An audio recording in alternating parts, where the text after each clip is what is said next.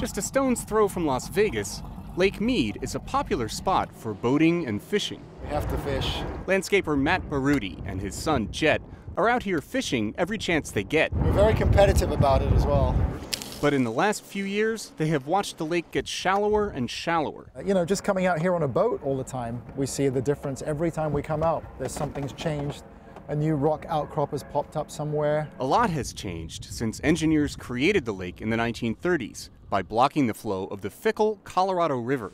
Draining a vast region of mountain and desert, entering 7 of the largest western states, it poured its water southward into the Gulf of California, periodically overflowing the prosperous towns and rich agricultural districts near its mouth with devastating floods. So the Hoover Dam was built to control those floods, store water for cities and farms downstream, and generate thousands of megawatts of electricity. The reservoir filling behind the dam was named Lake Mead. But over the years, the lake has dropped tremendously. You can see all of this white used to be underwater, and now that's creating big problems for everybody downstream.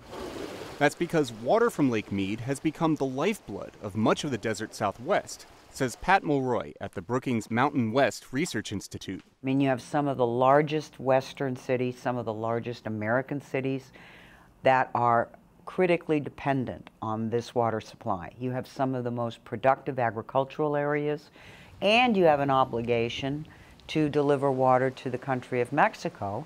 I mean, this is a system that can't fail.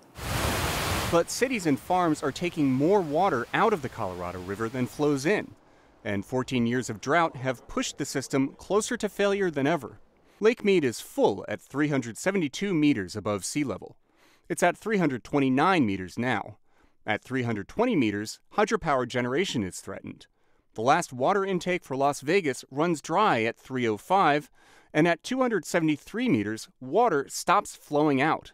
And senior researcher Deborah Knopman at the Rand Corporation says the drought that has drained the lake this far could still get much worse. That region has experienced extended droughts, much longer than the current drought that we're going through now.